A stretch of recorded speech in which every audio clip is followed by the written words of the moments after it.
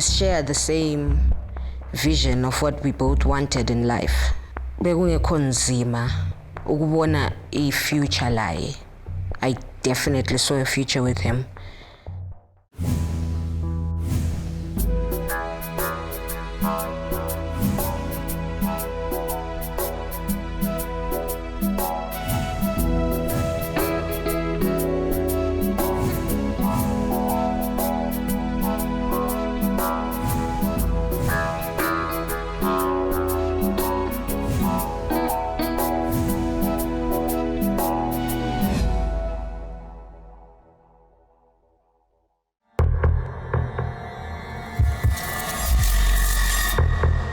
Igama lami nguNompilo Ashley Dube. Ngile 28 years. Ngisuka eZimbabwe koBulawayo. Kodwa okwamanje sengihlala njalo ngisebenza eSouth Africa eJoburg. Ekhaya ngikhule ngingumntwana oyedwa. I lost my father at a very young age. I was 1 year and 11 months. Ngikhule ngiphila impilo very sheltered because bengi one and I obviously meant a lot to everyone. My mother, my grandmother, my aunts and uncles provided everything for me. Bebenginakekela and bengingashoti nganeks.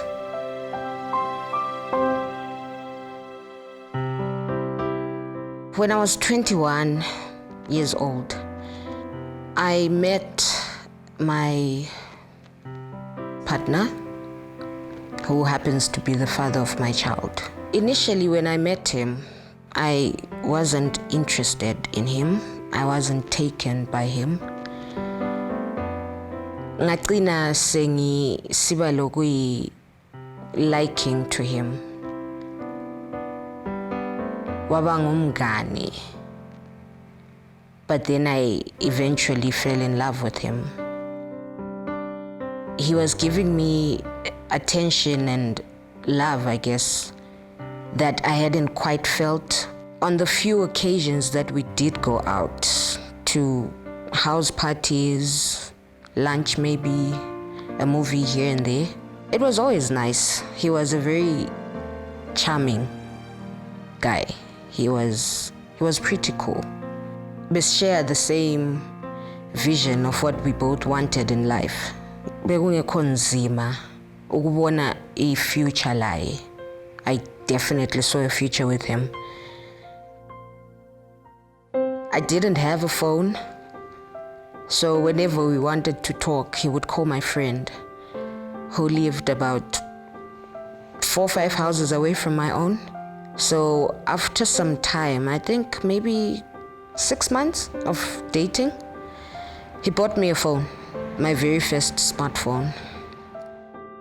I was happy, like it was a very huge thing for him to do for me.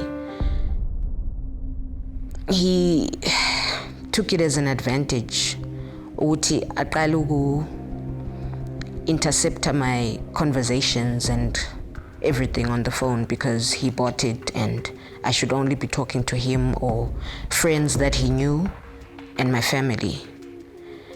I gave it back to him, I took out my SIM card, my memory card, and I was like, you can have your phone back because I cannot do this. You cannot be this person towards me. Like, first off, I don't have anything to hide, but if you make me feel this way, uyabusumphazamisa.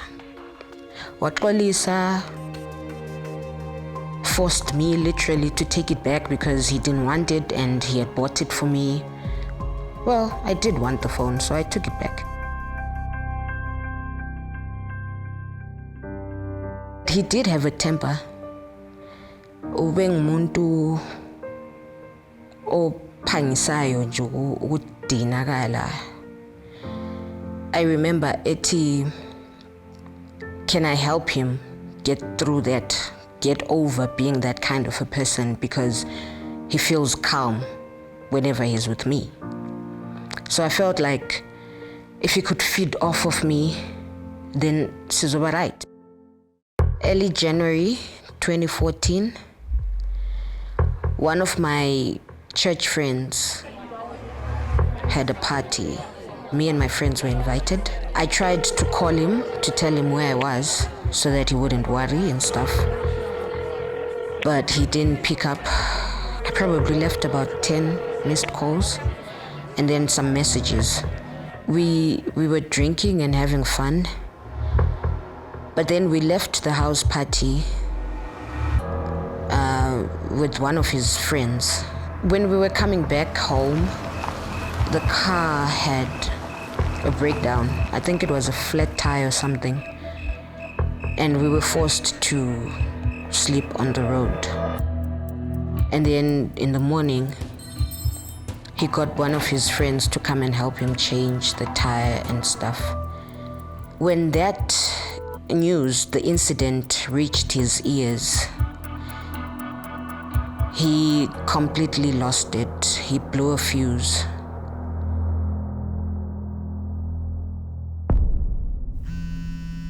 He called me over to his house to discuss, and when I got there, he actually forced himself on me. But I managed to, get away from him. When I asked him why he was doing that, why he had done it, he said he just wanted to check if I was still a virgin, because then if I wasn't, then he'd know that I was a slut.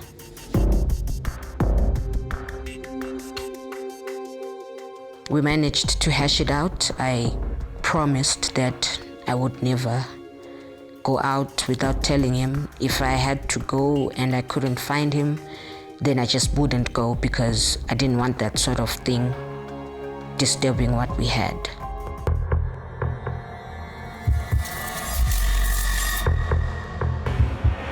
He kicked the TV.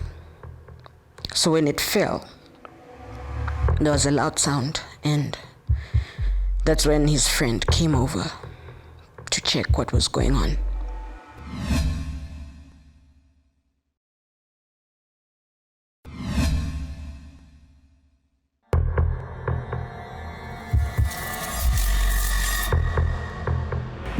Well, after that incident, we decided to continue with our relationship.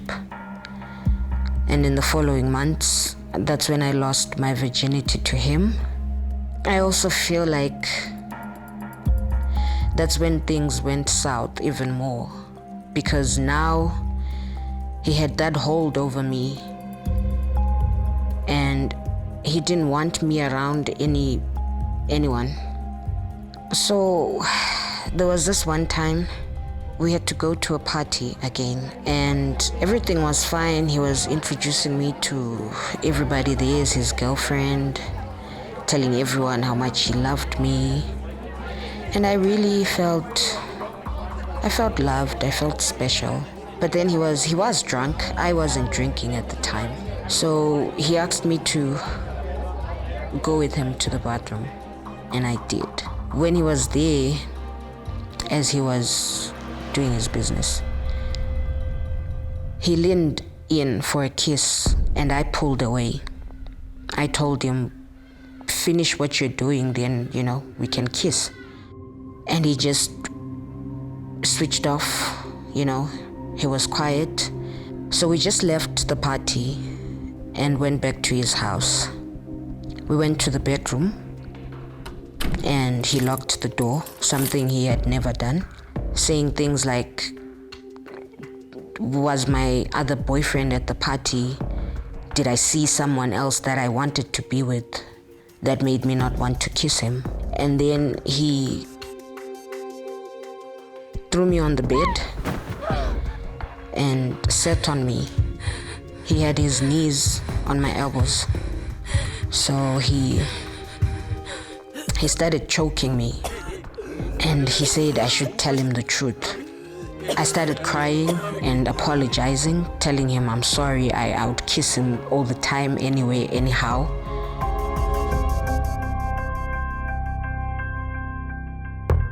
He eventually let me up. He kicked the TV. So when it fell, there was a loud sound, and that's when his friend came over to check what was going on. And then that's when he opened the door. He saw the TV, he saw me in the corner crying. So they both took me home in his friend's car. And on the way, he was apologizing. I was just scared. I wanted to get home. And I got home. I remember I blocked his number because I thought, I don't want to be with someone like this. And the following day, he just kept calling my friends, one friend in particular, asking her to please come over to my house and check on me and, tell me that he was looking for me. So I evaded him for about 3 days, I think. Then I finally unblocked him and talked to him. He called, he texted, he asked to come over. I gave in. And he apologized and told me that it wouldn't happen again. He would never hurt me. He was drunk. So I forgave him.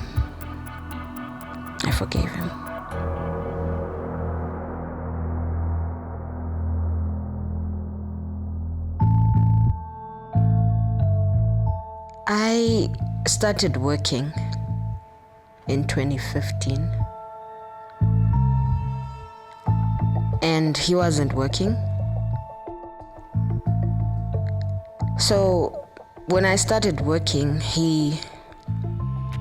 I think he felt threatened by my financial independence and the fact that now he couldn't just pop up anytime because, So he always made it a point to come around lunchtime at my workplace or come pick me up or just drop in at random times. I found that very annoying and unnecessary because I knew it was his way of keeping tabs on me. So in the end, I broke things off with him because I felt like I needed something different. I wanted better. And it was a 2-month breakup. So in that time when we were broken up, I moved on with someone else.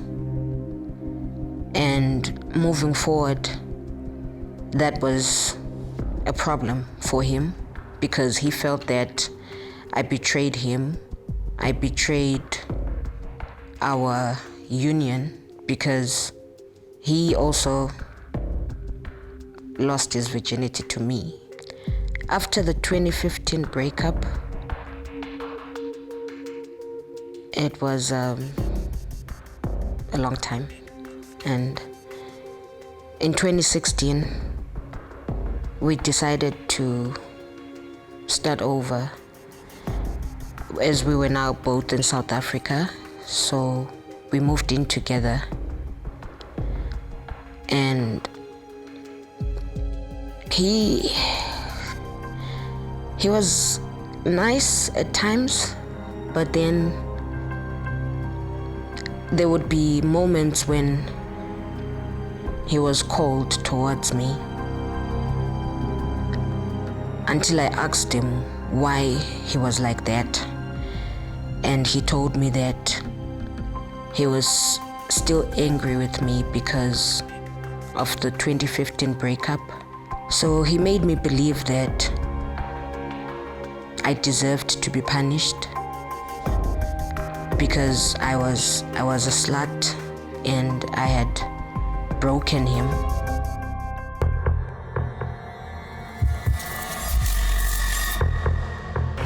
He beat me up for being a slut.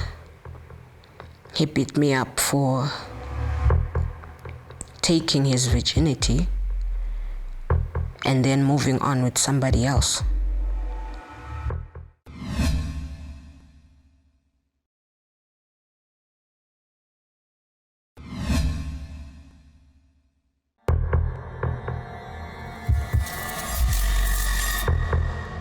So one night, he came home drunk and he woke me up and said we needed to talk. And he took me back to literally the beginning of our relationship, which was 2013. And every little wrong thing that I had done or said, he brought it all up. And I didn't understand why that was necessary, because there were incidents maybe that we had gotten over, or at least I thought we had, because it was so long ago. But he said all of that boiled down to what we were at the moment, you know. And I asked him to please forgive me. I'm sorry. I wouldn't do it again. I was here now, and could we just try and make things right? But he didn't want to hear it. And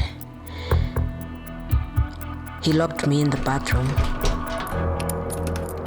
and beat me up.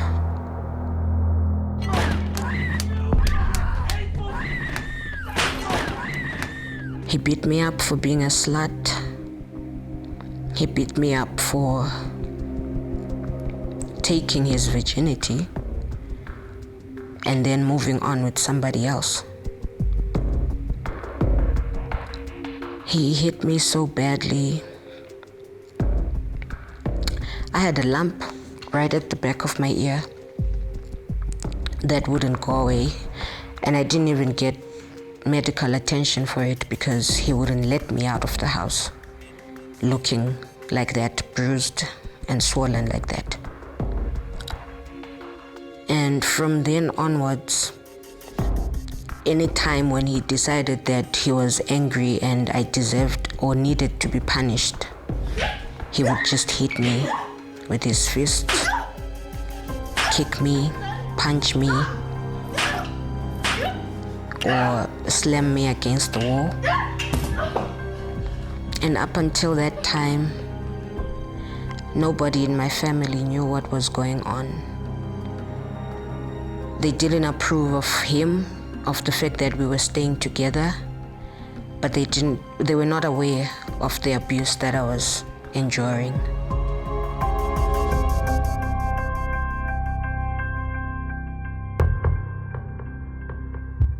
I later found out that he had a child with someone else, and that relationship had happened during our breakup, and it resulted in that child. So the day I confronted him about it,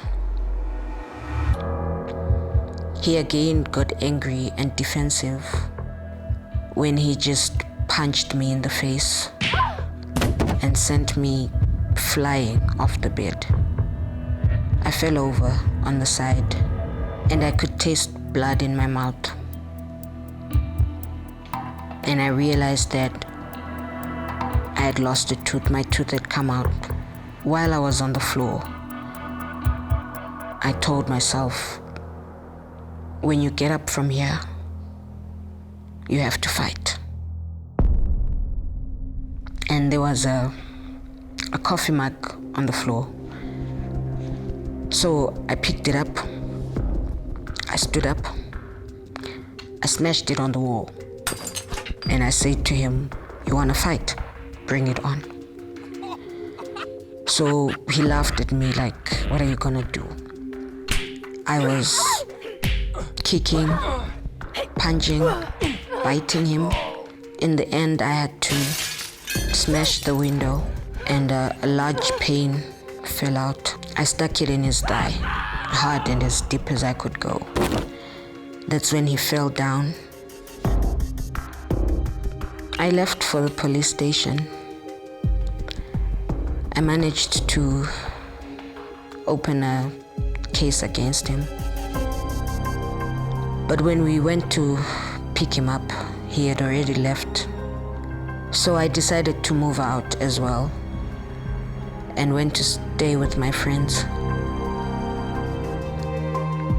But after a couple of months, I realized I was pregnant for him.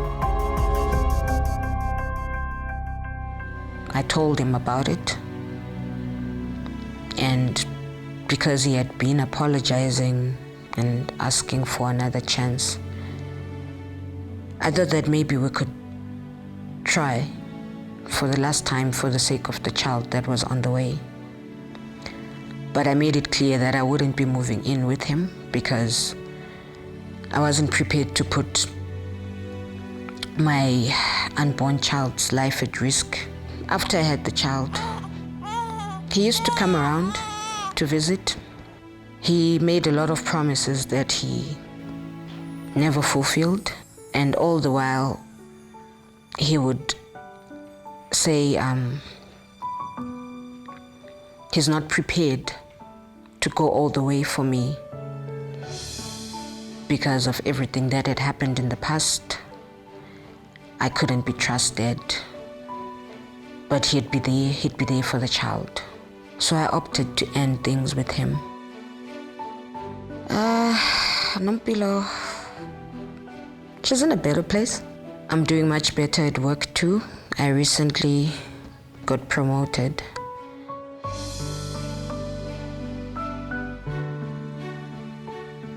I'd like to ask friends, families, to never give up on your loved ones, your abused loved ones. I know sometimes it feels like agajelegi, we keep telling her to leave this guy or leave the relationship, and she just keeps going back. So I would just like to ask them to never give up on them.